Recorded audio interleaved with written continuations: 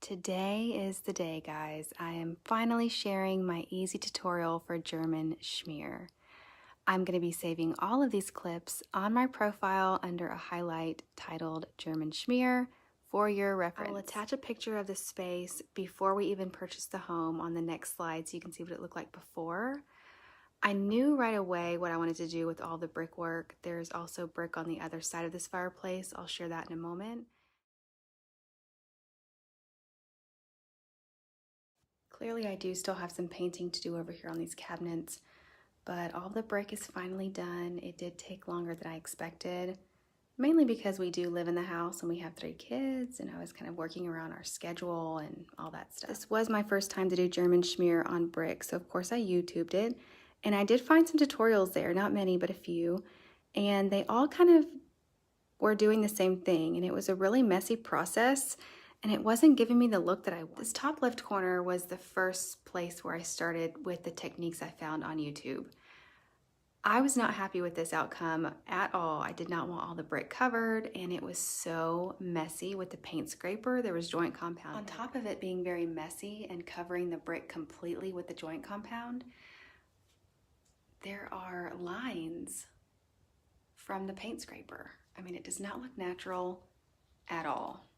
After experimenting with 5 or 6 different techniques and 3 to 4 different tools, I think I finally nailed it down to the easiest, fastest way, and the most natural looking technique, and I'm excited to share that with you today. These are really the only 2 items that you need to complete this project. There are some other items I'm going to share with you that can make your life a little easier while this is going on.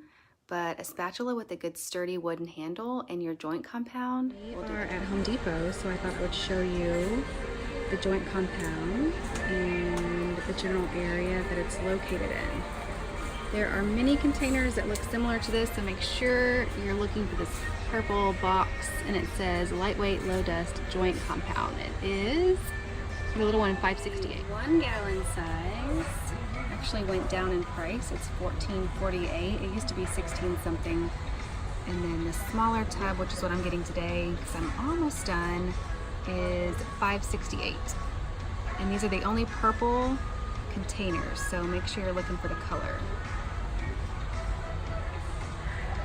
The other items that I found to be really helpful during this process are an old bucket, a paint scraper, some painter's tape, preferably the wider width, and an old drop cloth or an old sheet for your floor.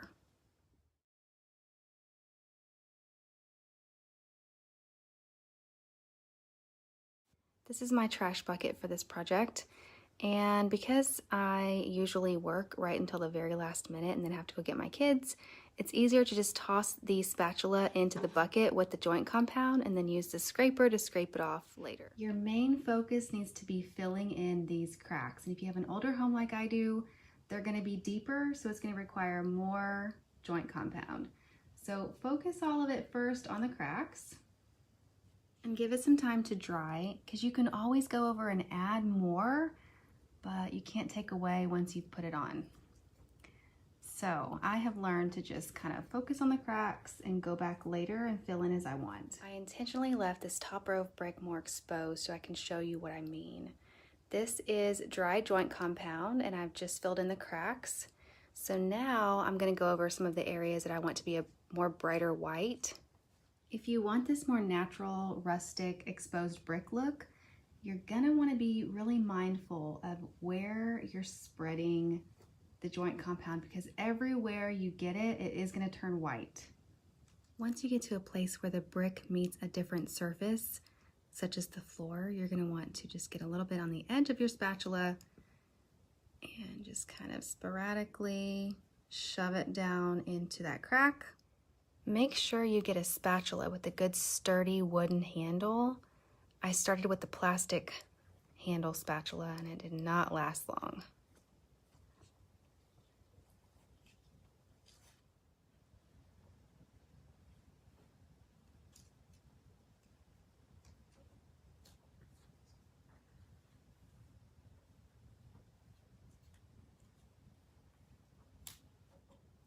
This does take a little time to dry, a few hours and even longer to completely dry here in the crack. So if you have little ones running around, you can put a fan on it and that'll increase the drying time a lot. This is a really great project if you do have kids running around because you can start and stop at any time.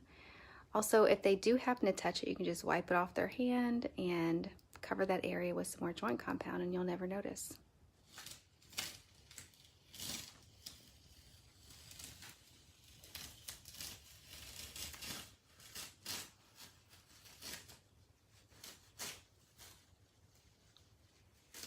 If there's an area that you're going to be painting that meets the brick, such as this cabinet, I do suggest you paint first because if you get some on the brick, it's not a big deal. You're going to be covering it up with joint compound anyway. And then of course you're going to want to put some tape over the surface that you don't want joint compound to get on.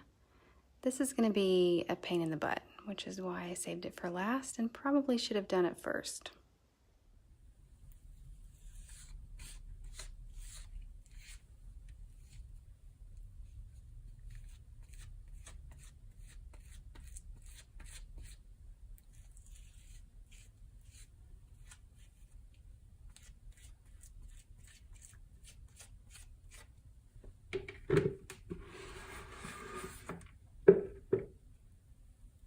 That's it, you guys. If you have any other questions, please feel free to reach out, send me a DM. I'm super happy to help. Also, if you complete this project, please tag me in your photos or your stories. I'd love to see and repost.